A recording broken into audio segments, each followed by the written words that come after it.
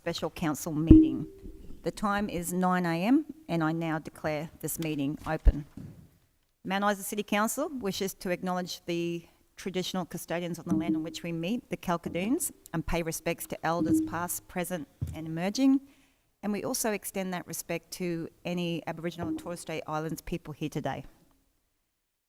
Please note that this special meeting of Mount Isa City Council may be live streamed and recorded in accordance with Council's recording of council meetings policy. As a visitor, in the gallery, your presence may be recorded. By remaining in chambers, it is assumed your consent is given if your image is inadvertently broadcast. Can I now ask the Deputy Mayor Councillor Phil Barwick to grace us with a prayer? Thanks, mate. Lord, let the light of your divine wisdom direct our deliberations and decisions and shine forth in all the proceedings and acts of Mount Isa City Council. May we seek to preserve peace and harmony, promote well-being in our city and continue to bring the blessings of good government in this area of our responsibility. Lord, grant this prayer to us who work for the common good through Jesus Christ our Lord. Amen. Amen. Thank you. That takes us to item 3, which is apologies and leave of absence. I notice Councillor Tully isn't in attendance. Is he an apology? I think he's running late. Yep. All right. Can we record what time he gets to the meeting? Thank you.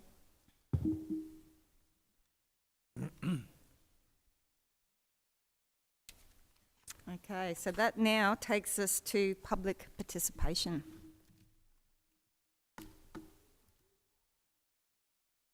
And I will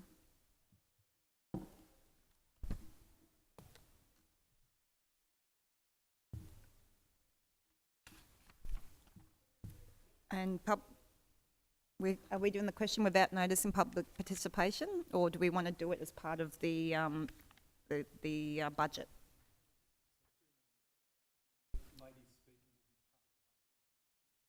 Number 6. So yours is the question without notice, is that? Yeah. All right.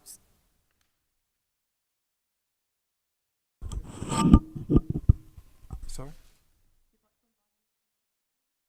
Okay, so as part of public participation, would anyone like to ask a question without notice?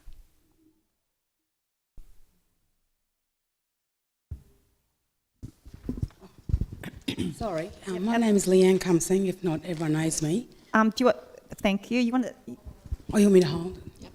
Sorry. Yeah, if you speak into the microphone, then the live stream will pick up your question and then everyone can hear it home. And even if you don't speak in the microphone, we'll hear you, but no one else will. So it's... Okay. Jow, loud. My name is Leanne Cumsing. I've been a local ratepayer for 22 years now. I just wanted to find out, I wasn't invited to this meeting. I provided feedback prior to the 31st of May, and I gave my phone number, and no one contacted me. I found out in the community yesterday. So I thought, well, I'd like to know why I wasn't invited. Sorry, through Madam Mayor, I'll hand you over. Question? Is that question clear? So, through Madam Mayor, the Council went through 3 parts of community consultation in relation to the budget. 2 here in Mount Isa, 1 at Camberwell. People were given information and sheets to fill in and informed about the closing date of submissions. After the closing date of submissions, everyone who made a submission was contacted and asked if they'd like to speak to their submission, which 2 of those people are doing that today. So what she's saying is she wasn't contacted. I submitted, a feedback on behalf of my father and mother, who've been ratepayers for 45 plus years, Mount Isa and Camberwell, as well as myself. I also work with a lot of elderly people who are pensioners and ratepayers, and I know a lot of the people that are struggling to pay their rates, and that's another reason that I submitted the feedback, to also speak on their behalf. And I thought I'd be afforded the courtesy to be invited to be able to speak to the councillors as well about all my concerns. And I notice my feedback is not on the agenda as well. Where is that? We'll have to have Liam, we'll have to look into what happened with that feedback, and I'm not sure where it happened. Would you like to participate in part 6 where we have 2 registered submission authors to talk about the budget? Yes, I would, thank you. Okay. But I'm just really disappointed. It Sorry, seems like the Madam Mayor. processes need some upgrades. Sorry, Madam Mayor, I think you need to read carefully 6.6.2 in the standing orders. You want to read it out? And it would be, can I get an understanding, who was your submission made to? Well, to the council and to the email address that was on the paperwork, I received a receipt of acknowledgement receiving it. That is all I received. I've checked my mailbox, there's nothing there. I check my emails twice a day. So I expect to have a bit of courtesy from the council to at least invite me, as a long-time ratepayer, very concerned with what's going on here, to have some feedback on behalf of my elderly parents. Every other person I know is struggling to pay their rates. I can afford mine, but I don't want to afford any more paying for rates for projects that don't benefit myself, anyone else in the community, but beside a majority of people. And it seems like we're always catering for everyone else who's new to town and tourism. How about catering for essential services that we really need for the community that have been paying rates all their lifetime here? So Have a think about that.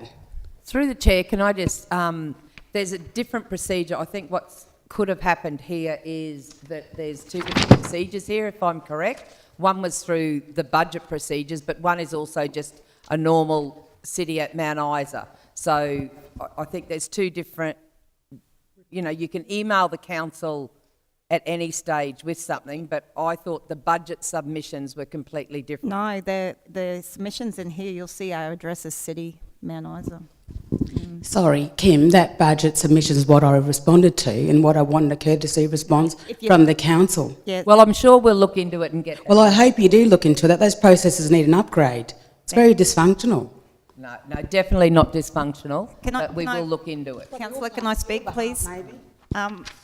We've got a choice here, so we could either put forward a motion to allow a member of the public to speak in the budget area, or we can investigate what happened, and if there is an error on our part, then we can invite the person to come back and speak again, because obviously we asked for people to nominate if they wanted to speak, and I don't think we should be stopping anyone who wants to speak, especially as we haven't got a full gallery.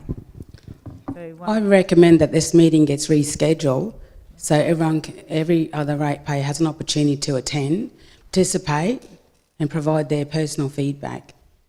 It's not fair. It doesn't seem very transparent. Look at how many people are here. Hardly anyone. Are there others like me that didn't even know what was happening, that wasn't invited? Have they provided their feedback? Come on, be fair. Start inviting everyone, including everyone. How are we going to move progress ahead when you guys are making all the decisions without even listening to any of us? Your wages get paid out of our rates money. You can get money from other departments, which that's my wages again. State and federal. I'm paying everywhere. And so is everyone else. Thank you. Okay, do we want to put a motion forward to allow an extra participant in the budget to speak under item 6.1? Through the chair, I haven't got a problem with it, but I want it quite clear that these are for question time. It's if they have got questions that need to be answered, I would be happy. Okay, so do we need to put a motion forward? Is that what you're saying with the standing orders, David? So I thought it was up to the mayor. Okay. Well, I did say I'd be happy for her to speak in item 6.1, and then you referred me back to the standing orders policy. Sorry, the standing policy is under, through Madam Mayor, the standing policy is under 6.6, 6.6.1 Yep, and 6.6.2. okay. I also note 6.6.3 as well as 6.6.4, 5 and 6. They're under the standing orders. So that's really unhelpful because I haven't got a copy of the standing orders policy in front of I me. emailed one around this morning. Okay. Would you like to read it out then, Mr. Keenan? Public participation in meetings, which I'm guessing that's what this is. 6.6.1, a member of the public may take part in the proceeding of the meeting only when invited to do so by the chairperson. 6.6.2. In each meeting, time may be required to permit members of the public to address the council on matters of public interest related to council. The overall time allotted shall not exceed 15 minutes, and no more than 3 speakers shall be permitted to speak at any one meeting. Each individual is limited to 2 questions, each if questions are submitted to the CEO the day before the meeting. An individual is limited to 1 question without notice. The right of any individual to address the council during this period shall be at the absolute discretion of council. If any address or comment is irrelevant, offensive or unduly long, the chairperson may require the person to cease making the submission or the comment. For any matter arising from such an address, council may take the following actions: refer the matter to a committee, deal with the matter immediately, place the matter on notice for discussion at a future meeting, note the matter and take no further action. Any person addressing the council shall stand and act and speak with decorum and frame any remarks in a respectful and courteous language. Any person who is considered by the council or the mayor to be unsuitably dressed may be directed by the mayor or chairperson to immediately withdraw from the meeting. Failure to comply with such a request may be considered an act of disorder. Councillor Barwick asked for the standing orders in relation to petitions to be circulated, or asked, and I circulated them earlier this morning. Okay, I didn't see that request. Through you, Madam Mayor, I believe it went to all councillors. Is that this morning? Yes. Okay, I just asked a question about it, yeah. Thank you. thank you. Okay, so originally I invited the person who missed out on being included in speaking in 6.1 to be able to speak in 6.1, and then you cautioned me to read the standing orders. So I assumed that there was something was happening that they couldn't speak in 6.1, but obviously they can. So let's move on. Sorry, Madam Mayor, I'm referring to point number 4, public participation. So 1 person is speaking under public participation and 2 people are speaking under consideration of the received budget comments. Okay. There's a difference between the 2. And what happened was the person speaking under public participation has noted that they had put in a submission to speak at this meeting, and for some reason it hasn't, the invitation hasn't gone to her. So now I'm asking if she'd like to participate in 6.1 because we've only got 2 participants, and she has said yes. So is everyone on board with that? You need to move something, Madam Mayor? No, the standing order says it's under the mayor's discretion. Sorry, the mayor's discretion is under public participation. That's what made the point. There is a difference between number 4 and number 6 as they sit. Okay, so the original questions I said was, do we need to put a motion forward? And then you referred me to 4 or 5 dot points, numbers. So the person through the chair can ask the question now. Yeah, I'll repeat where Can I'm they? up Yeah. to. Under 6.6, it says a member of the public may take part in the proceeding of the meeting only when invited to do so by the chairperson. That is in number 4, public participation, okay, not 6.1. okay. So what I might do, Leanne, is get you to get up and speak now as part of the public participation, just so that it doesn't get cloudy with the 6.1 item. Is that okay? So basically what was going to happen is we were just going to do conflicts of interest and then jump straight into the budget. So you're just going a little bit, 1 step early, that's all. Yeah, that's fine either way. I'm happy to either way. Thank you. And if you want to stand up and just introduce yourself and then put Yeah, forward. again. Sorry. Yeah, I'm Leanne Cumsing, if not everyone knows me. Been a ratepayer 22 years. I presume that you all have a copy of my actual feedback and submission in front of you, but looks like you haven't even received that, or it's lost in translation somewhere. But I just basically stated that I'm not happy with any rate rises at this current point in time. I have elderly pensioner parents who are affording to pay rates here as well as Townsville. They have high medical bills. Not everything's on the PBS and not everything's covered by public health. So if they need something done faster, they had to pay privately out of their own funds. They have family they support as well. I work with a lot of elderly ratepayers. They're really upset They feel like no one's listening to them.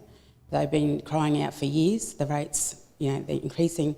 In the previous term as well. A lot of you councillors are still here, but it seems like you guys are not listening, regardless of what the community is saying. And just having this meeting today just speaks volumes. Where is everybody? Are people in the same situation as me?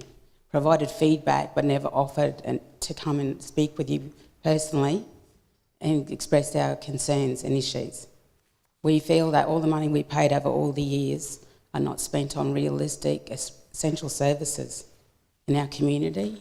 My parents have been ratepayers in Camberwell prior to Mount Isa. A lot of people are just upset. They're feeling that everything is for tourism, for the people who are minority group. Not everyone wants to. It's like example, leaving the Lake Mandara track.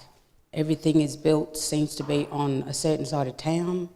It's not benefiting entire community, and people just feel neglected. I feel neglected as a ratepayer for 22 years myself. I've never asked much from council, and I never receive anything. I asked for a lousy footpath for my children so they wouldn't get run over attending school and assessing town, but council denied that as well. So we still have to walk in the long grass. Hopefully don't bitten by snakes or run over by vehicles. There's still no footpath, there's no lighting. But I don't complain often. And you'd never see me at these meetings because I had a lot of trust in you all to do the right thing by our community. That's why you wanted this position, isn't it? You all wanted to be in council to make a better community for all of us. And I know that what we're seeing just seems like there's too much infighting going on. I've watched the live streams. I'm very disappointed. I thought you had more professionalism than what I'm seeing. You're an embarrassment to the rest of the world because everyone can watch that live stream. Anyone has access to IT. I expect you to all work together better, make a lot more improvements in our community, stop wasting our money on things we don't need. What's with this $100,000 bronze statue? To make peace with another Indigenous group in town? I'm Indigenous myself, so there's no prejudice there. If you really had thought that this is important, this would have been done first before any other bronze statue in town. They get mining royalties. Surely that can pay for it. It can come out of state funding, where that's my taxes go there. My taxes go to federal. You get my money from every level of government. Aren't you getting enough from us? I don't want to afford anymore, and I don't think the pensioners and the low-paid income, ratepayers, regardless where they're living here, there's businesses struggling as well. I have a business myself. But I'm sending out not just for myself, for my family, other people as well. So you need to start listening, and you need to start looking and reassessing that budget. This time around, please do the right thing. So I don't have that whole spiel on me because I'll just have could I have a quick look, Danielle? Thank you. I just don't want to, no, I'm not finished. Oh, Sorry. and while you're looking, what I'll do is we'll get our CEO to liaise with you on the footpath and what school you're speaking about and the lighting with that one.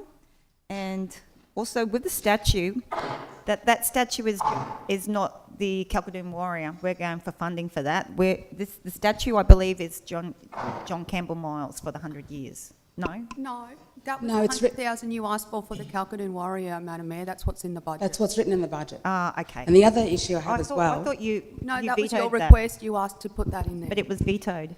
No, it wasn't. It's in the budget. It got added Okay. to the 300,000 you wanted for the Miners' Memorial. We put the 100,000 for the Calcadon Warrior, and that's what that 400,000 is.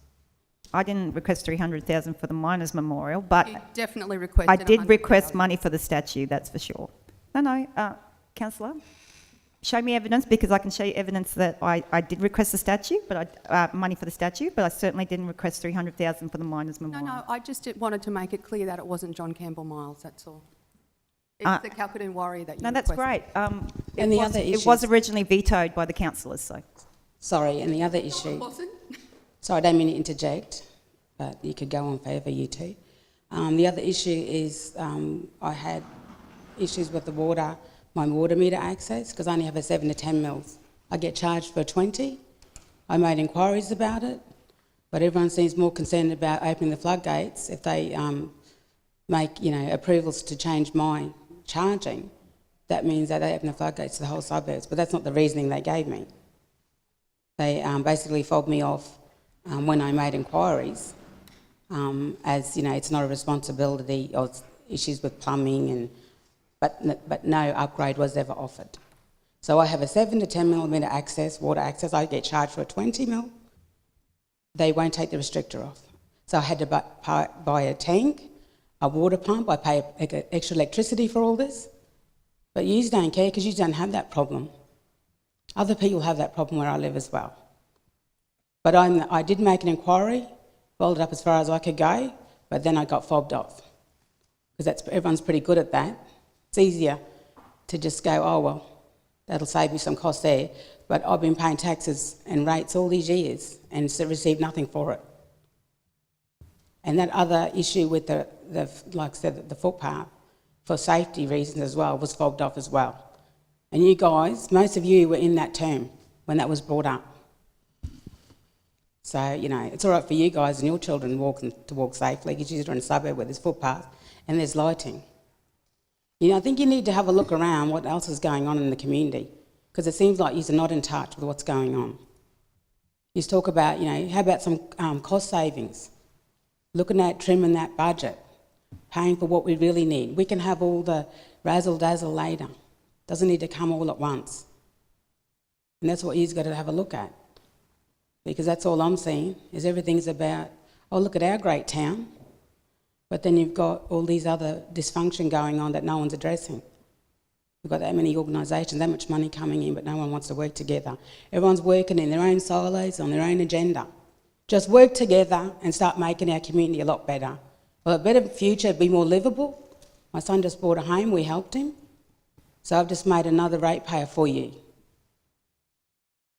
So, but yeah, that's basically the gist of it, what I wanted to say. That was in my feedback, but more probably diplomatic. And also there are other people as well that informed they haven't.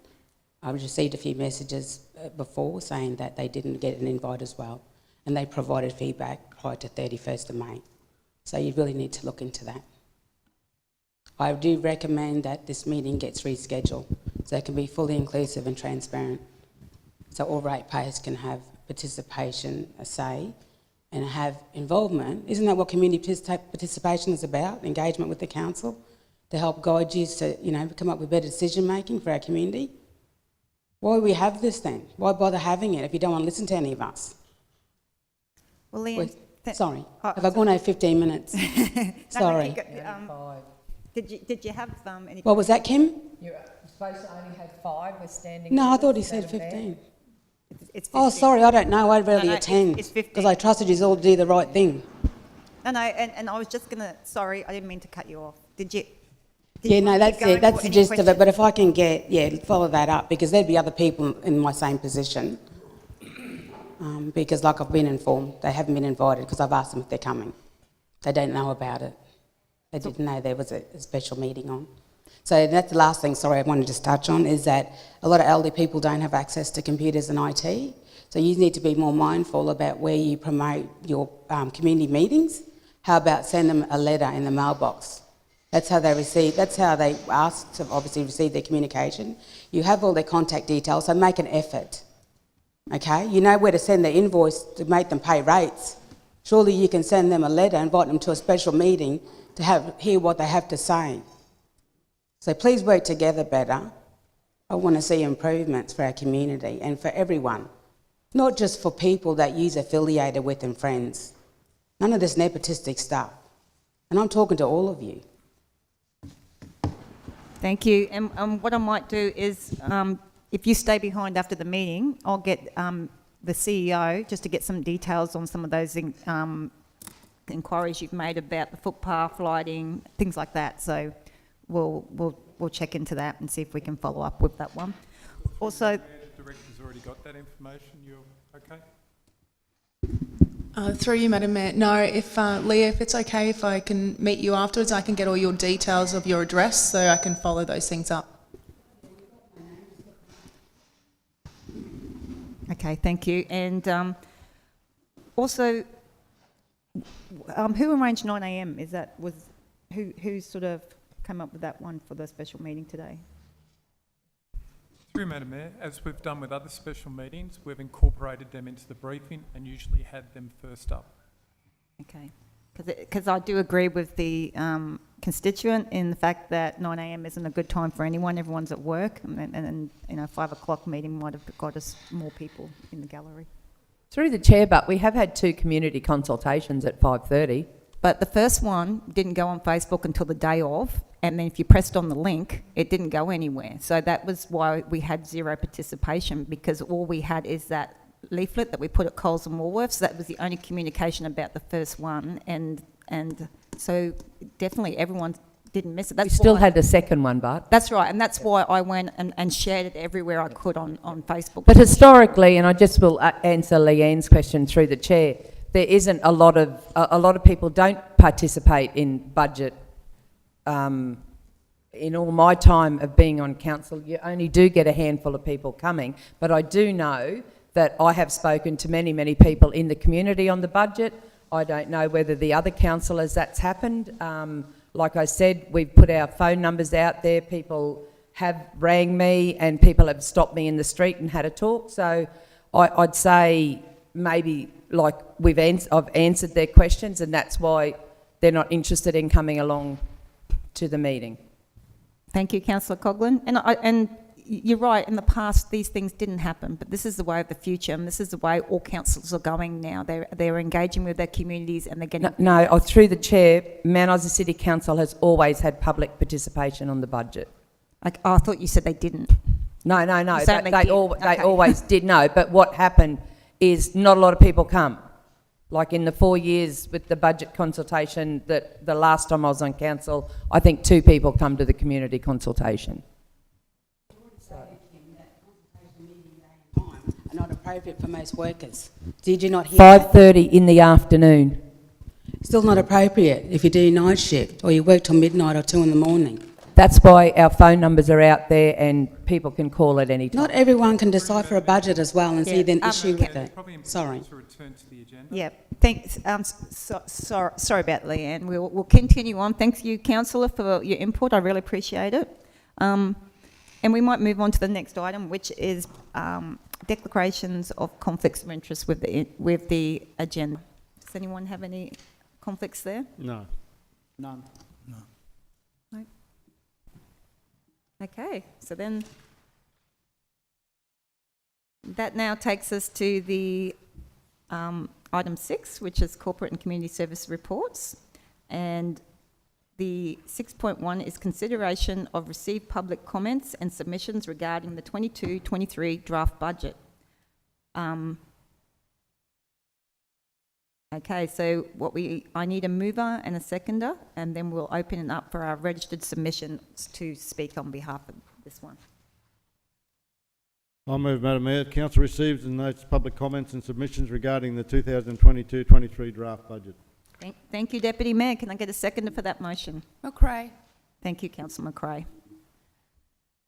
Okay, I'd now like to invite Lucy. Sorry. No, it's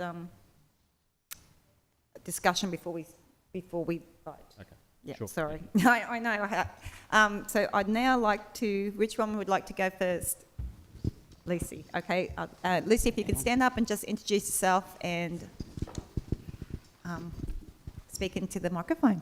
Good morning, everybody. My name is Lucy Sanderson, and I've lived in Mount Isa 60 years plus, so I'm not quite a local, but good enough. You've most probably all read my submission. I have 2 points in particular that I'd like to complain about. One of them is Telstra Hill. To me, it's a total waste of money. I'm not quite sure who you're aiming this at. if it's for the public, maybe 200 people locally walk there on a regular basis. So why we need a car park and access to Telstra Hill for that, I'm not sure, because we've always managed without it. The second one is the footpath leading from the TAFE College out to Telstra Hill. Who's going to use that? We've got a footpath going out to the lake. Nobody uses it. It's overgrown, it's neglected, total waste of money. Why don't you clean up the town, fix the roads in the town?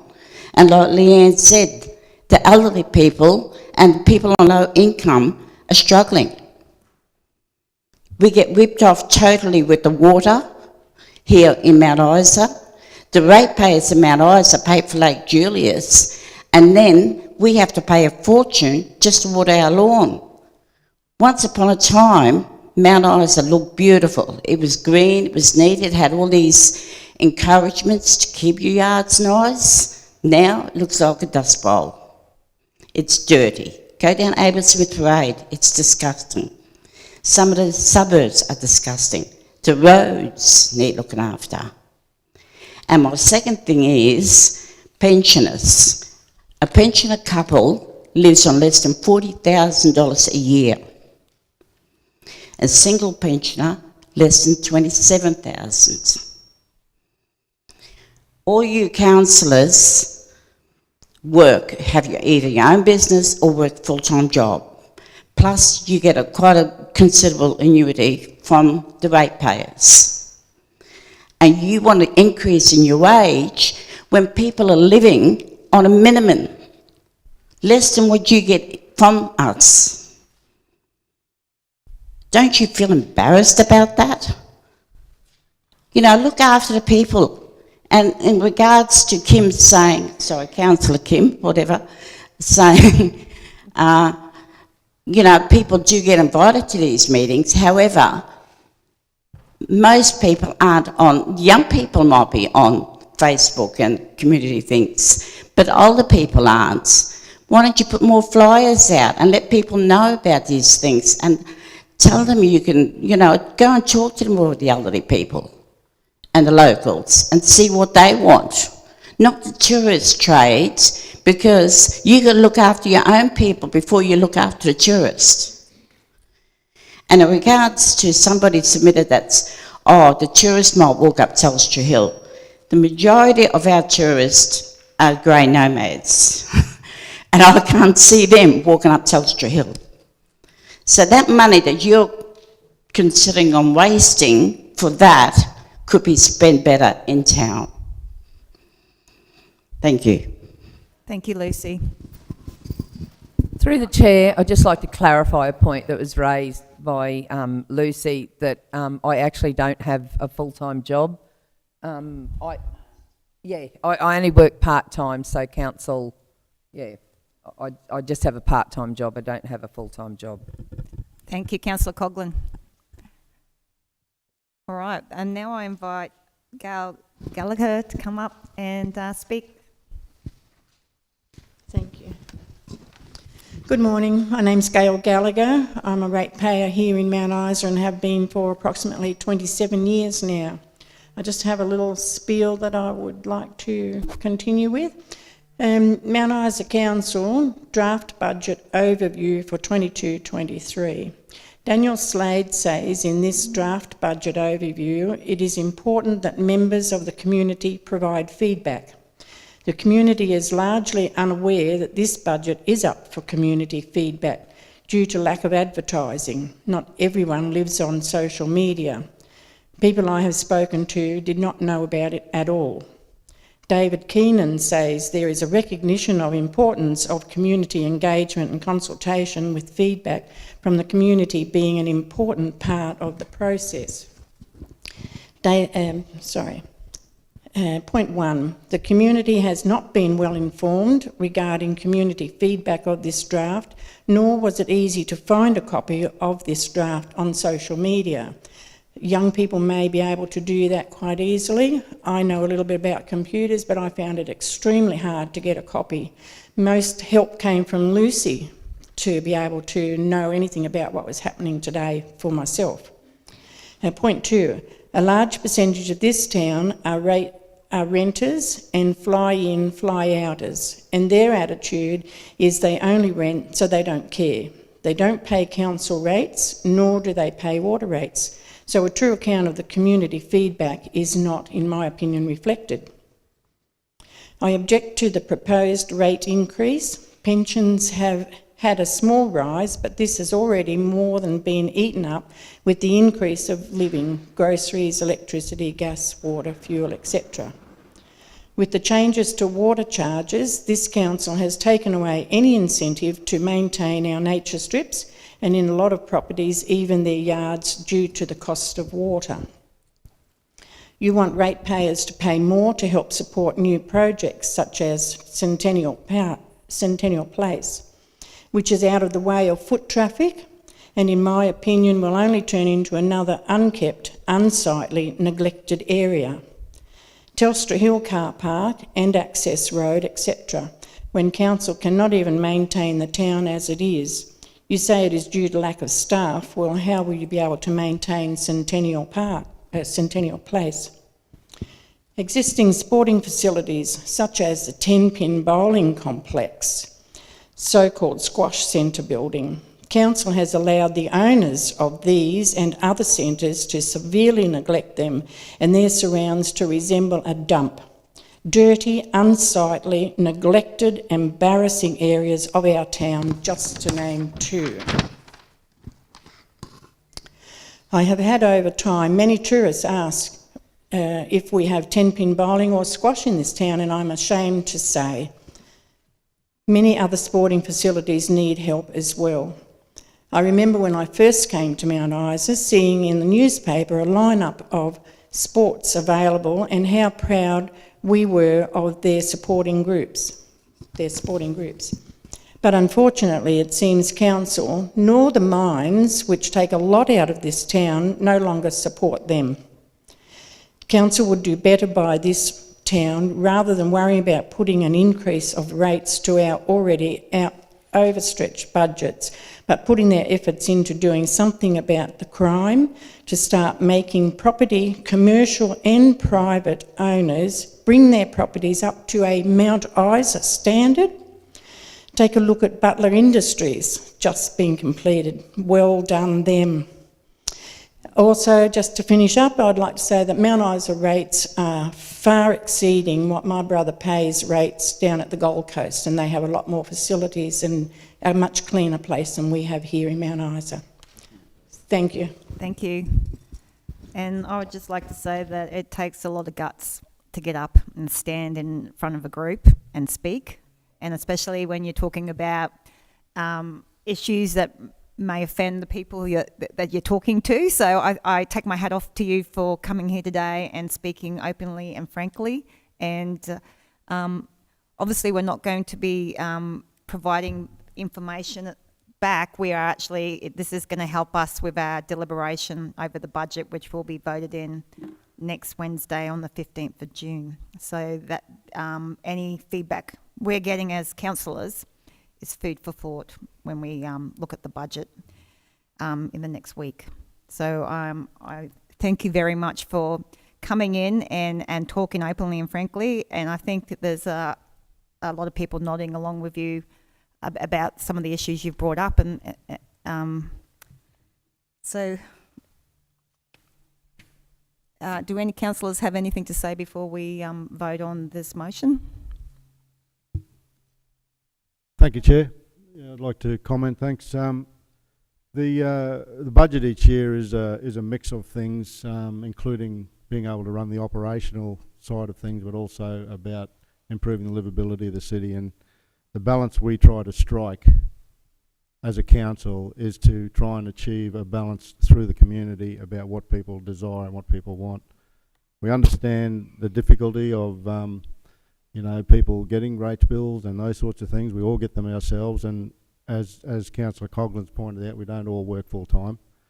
But I would like to say that there are a lot of projects that we have that we will be seeking funding for Some of those projects won't go ahead because we won't get the funds for them, particularly in the current environment, and we will try to pursue them over years, but we will be taking money from the government as they apply the grants and that sort of thing for those projects. I'd like to point out also we have the 100 years of Mount Isa next year, and our budget, this budget that we're doing at the moment is packed around that as well. We need to provide a certain amount of festivities and also a certain amount of opening of certain projects that we need to do for the city so that we can celebrate that year.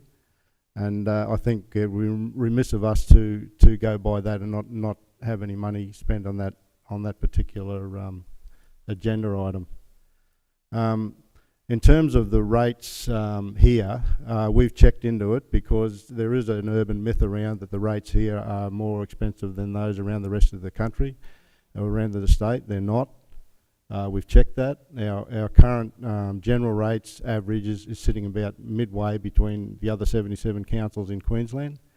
So I'm not sure how you measure or see. Some rate bills are applied to councils at a quarterly instance, and some are applied as we do on a 6-monthly term. So it does get confusing, and the other part to that is that the water bills are often separated and come from a different supply authority in other areas. Here, council issues the water rates as well as the general rates. So I think if you look at our budget closely, you will see that we're forecasting a deficit, which is not an easy thing for a council to do, but we've weighed that up against our cash reserves and against our cash flows, and we think we can be able to manage it. We are actually giving the ratepayers quite a cut because if we were to try and have a balanced budget, our rates would be higher than the proposed 6%, and I think that needs to be taken into account here. We are not here to overcharge people.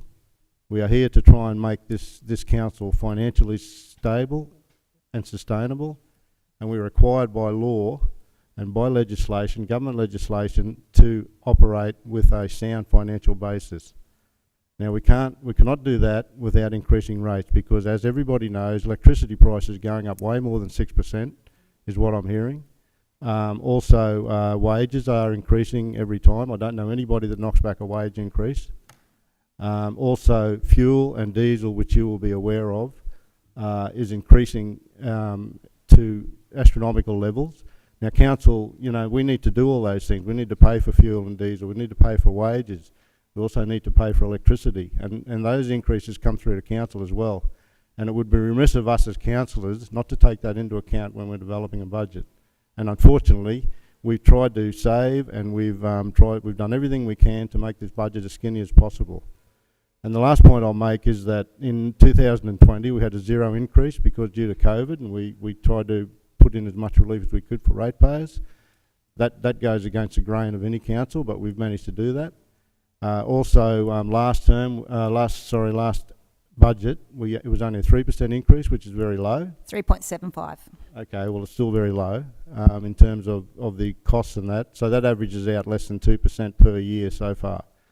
With this budget going in there, it'll be a correction, I guarantee you that. But that'll take us up to about an average of just over 3% for the 3 years. So I think that needs to be considered as well. If we can get our finances in the area where we are comfortable and being able to soundly manage this finances of this council, then I think next year we'll be able to look again at holding our rates to as low as possible.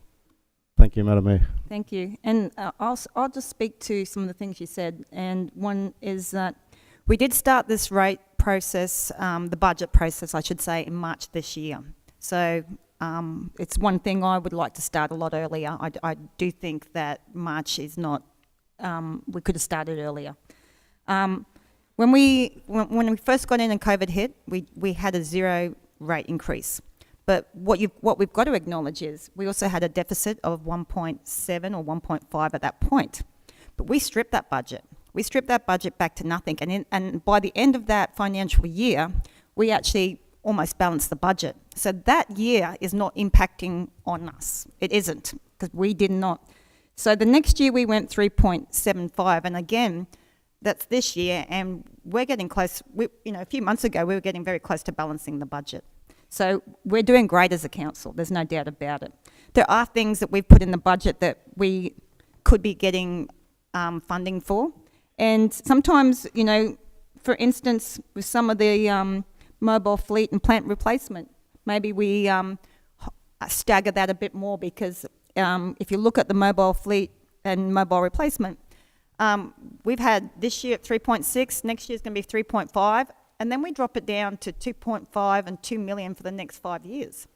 And to me, and if you talk to anyone in industry, you have to stagger your replacement of any fleet, because otherwise, in 5 years' time, you're going to put the next council in a position with their budget where they've got all this fleet that need renewing, and that's not what you want. You want it to be staggered so that you aren't impacted by mobile and plant replacement in one budget. So I do think there's, with the water, I think you've got to acknowledge that we are the dearest place in Queensland for water, and we don't get a lot of rain. So that really is impacting on ratepayers. So yes, I think there is places to tighten the budget, and obviously I've come from Mount Isa Mines, and when management present budgets, it's very rare that senior management don't say to them, you need to skim some stuff off, cut that back, look at how you can tighten your belt. We haven't done that. We've just agreed to what's been presented to us. This is not projects, this is operational. So, do I think there's places we can tighten this budget? Absolutely. And but we're not here at the moment to discuss what we're going to do with the budget. It was really important for this meeting for us to hear from the community and hear back from them, because it's going to be the pressure from the community that drives us as councillors, because at the end of the day, we're voted in to be your voice. That's our absolute job, to be your voice and speak on behalf of the community. And that's why community engagement is the most important thing we'll do as councillors. And it's very important that if you're sitting at home watching this, give us a call, give us an email, let us know what, get on our website or our Facebook page and comment, because we do need to hear from you. That said, I think we'll move now to all those in favour. Just through the chair, can I ask a question, please, Sure, to the Councillor. Director of Finance? And I think all the councillors are very much aware that pensioners are doing it tough at the moment. And I know the federal government, they know there's a problem as well. But through our budget items and all that, do we offer any refund or any help to pensioners? Who are we handing over to, Stephen? Yeah. Yep. Manager Finance. All right. Manager for Finance is going to answer that question for you, Councillor. Yes, through the chair, we offer a rates rebate to eligible pensioners, and that is income tested, and we are reimbursed the majority of that by the through the federal and then through the state. It's transacted through the dollars involved from memory is about 200,000 a year. Is there any of our money in that, or is it all federal? Well, there is some of our money in that, because we wear the cost of administering the scheme, and it's not a total reimbursement, but it would be relatively minor in the overall scheme of the budget in terms of our cost. Yeah. Thank you. Thank you, Stephen. And we've had that, sorry, Stephen, one more. We've had that in place now for how many years? We've had that discount. It's been quite a while, hasn't it? I can't give you the exact time when it was started, but it would be well over 5 years. Yeah, I think a lot longer than that. Thank you so much for that. Okay, so the last thing we've got to do is vote on this motion. So all those in favour? Yep, and that's carried. I'd just like to thank everybody who came along to this meeting today and participated. The time is now 9:50.